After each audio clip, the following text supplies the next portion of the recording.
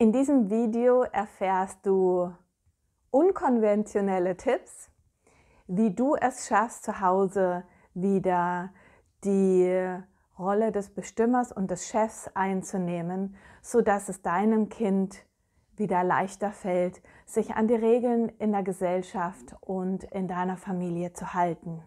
Mal zur Vorwarnung, meine Tipps sind unkonventionell. Sie entstammen nicht aus einem Drehbuch, sie entstammen nicht aus einer Pädagogenfibel, denn ich gehe da mit vielen Dingen nicht konform. Für mich ist eine Erziehung ein Miteinander zwischen Kind und Mutter. Und in dem Moment, wo ein Buch dazwischen kommt, etwas von außen, eine Methode, eine Strategie, dann wird es schwierig. So, es kommt des Öfteren mal vor, dass Kinder nicht in die Schule gehen möchten und dies auch schon öfters durchgezogen haben und die Eltern mitgemacht haben. Und dann kommen die Eltern zu mir und sagen, bitte hilf uns.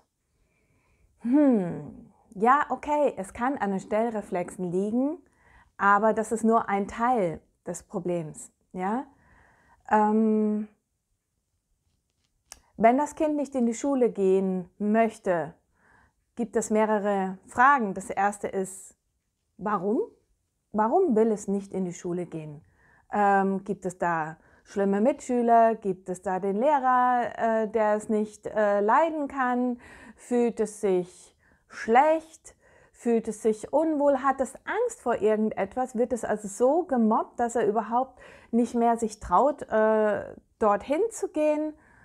Oder ist da was anderes dahinter? Irgendwelche psychischen Thematiken, sich selbst schaden wollen, sonstiges, oder ist es ein Machtkampf? Was ich sehr oft beobachte, ist, dass es meistens eine Mixtur von allem ist. Heute geht es um den Machtkampf. Kampf bedeutet verhärtete Fronten. Will man das als Elternteil? Nein. Ist es nötig als Elternteil? Ja. Das ist meine persönliche Meinung. Dein Kind braucht einen festen Rahmen, in dem es sich bewegen kann.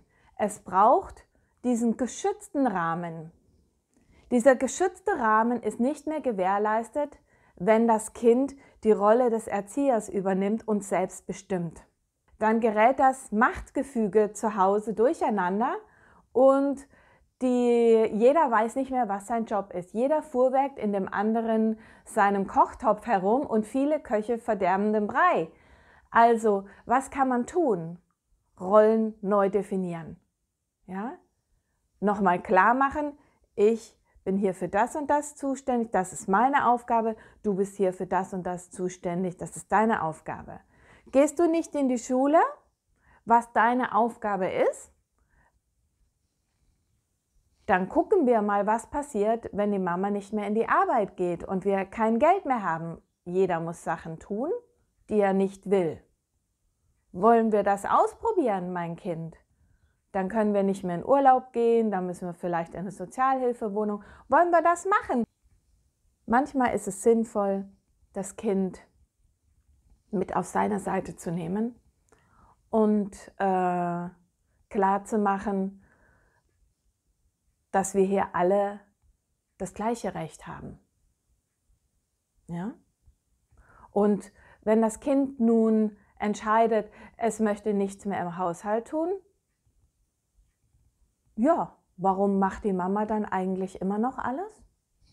Sie könnte ja auch mal einfach nichts im Haushalt tun. So lange, bis das Kind irgendwann kapiert, irgendwas läuft hier schief. Wäre mal eine Idee? Da geht es nicht unbedingt um Machtkampf, sondern einfach nur darum zu spüren, aha, was ich mache, hat eine Auswirkung auf das, was sich Familie nennt. Und wenn ich egoistisch bin und meine Mama auch egoistisch ist, dann kommen wir nirgendwo hin. Wenn das verstanden ist, dann kann man nochmal neu diskutieren, was das Problem ist.